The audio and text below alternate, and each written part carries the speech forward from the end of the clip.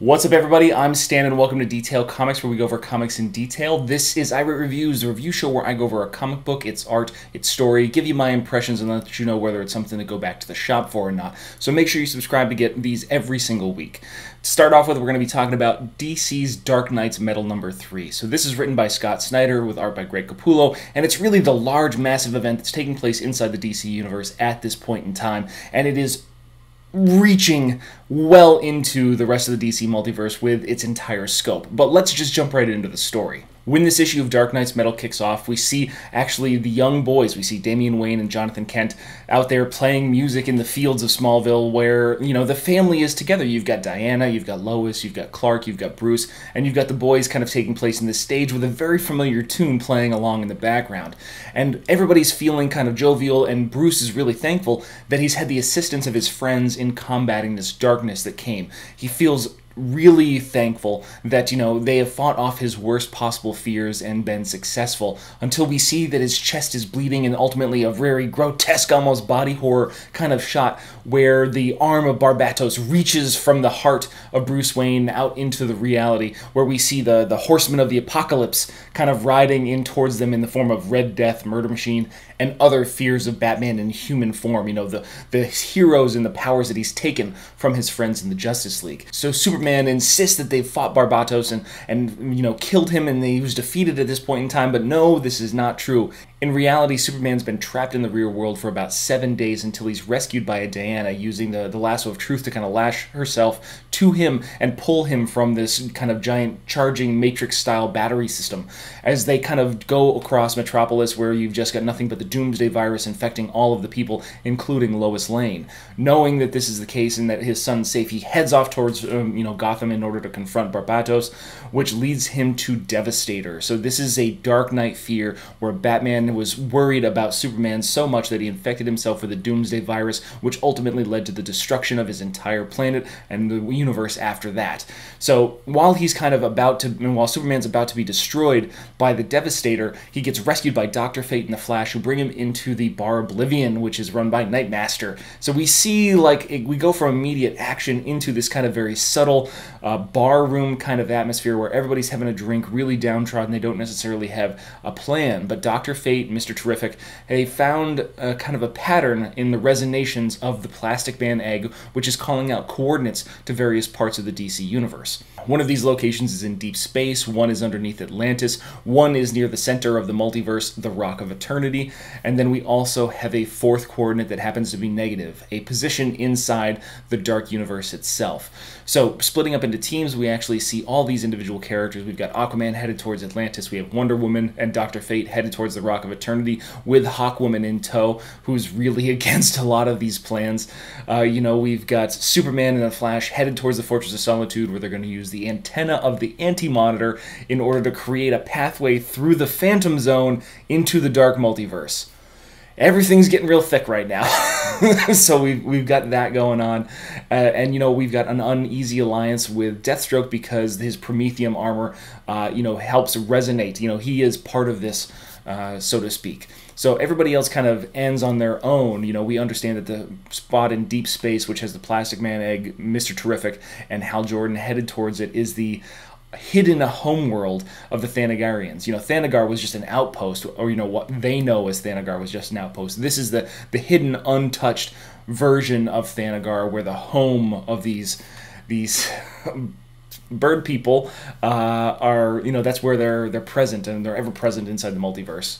You know, Wonder Woman's headed to Rock Eternity, where you're going to see the Shazam and the Seven Deadly Sins and all that kind of stuff, but the real thing comes down to the Fortress of Solitude, where Barry uses the power of the Speed Force to accelerate Clark and then resonate with the kind of dark energy using the nth metal inside Steel's hammer tied to the Anti-Monitor's antenna to punctuate and puncture a hole inside the Phantom Zone to drive himself into the Dark Multiverse, where he finds Bruce.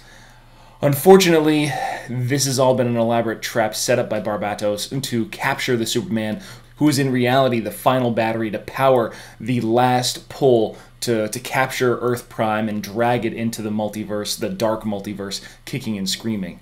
Bruce was trying to not necessarily communicate through the term Carpe Diem, which Superman interpreted, but really through the song.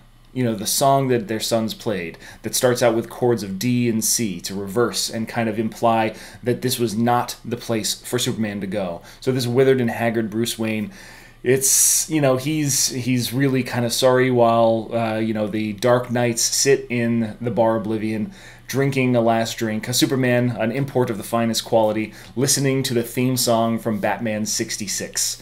So that is DC's Dark Knight's Metal number 3, which is an absolutely insane ride through a lot of mythology as well as, a lot of intrinsic connections that Scott Snyder's kind of weaved through this entire story. There's a whole heck of a lot going on in here, but it doesn't necessarily have a lot of progress. It kind of gives you a lot of this background, gives you a lot of this information, gives you a lot of this setup as to why these key points of the DC universe are really going to be, intrinsic to the actual success of our heroes and intrinsic to the story moving forward. So instead of seeing Thanagar as we saw Thanagar, we're going to see the Thanagarian homeworld, the actual society that built that was built on the Thanagarians, and Scott Snyder's implied that that is going to kind of mimic the Romans in a lot of different ways.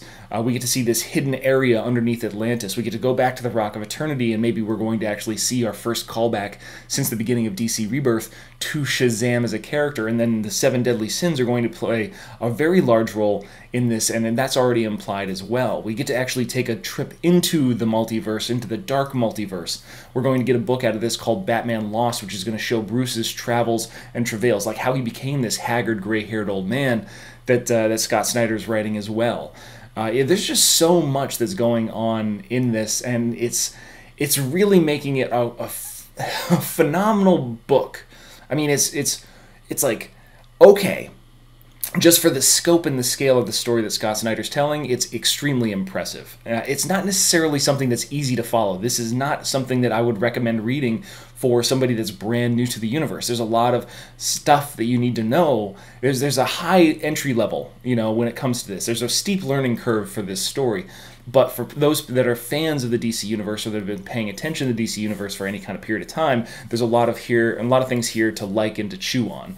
As for the art, Greg Capullo does a standout job. He's just an ass kicker whenever he gets into a story like this. I mean, his representations of Wonder Woman are great. He's just got a very cool style that lends itself to this kind of like hard metal edge that they're putting out. Overall, I'd say that Dark Knight's Metal, this middle issue is definitely connective tissue for the bigger portions. The heavy entry that you got out of the first issue, and then what we're going to be getting in the final conclusion pieces, which is going to be probably issues 5 and 6. So this is a lot of setup and a lot of pathways that need to be connected so that way everything makes sense in the end, and you can feel the payoff really building at this point in time. Definitely a recommended read, but you've got to go get number 1 and number 2 if you want it to make sense. The tie-ins aren't necessarily, they're not needed at this point in time. However, I would highly recommend going back and checking out, Red Death, Murder Machine, as well as Dawnbreaker, and then all of the upcoming ones too. Those Dark Knight's Metal tie-ins about the individual characters, these Dark Knights of the Apocalypse, so to speak, those are going to be very important to understanding how these characters came to be. And the Devastator looks like it's going to be pretty badass, so I'm super excited for that one. Definitely a recommendation from me, definitely something you should go back and check out. But those are my ideas on Dark Knight's Metal number 3, as well as, what my recommendations are. But I want to know what you guys think, so hit me up in the comments down below, and we can start that conversation. As always, if you like what you see, hit the like button. Don't forget to subscribe to get more news, reviews, and commentary on comic books, comic book movies, comic book TV shows and games, and anything and everything inside the world of comics.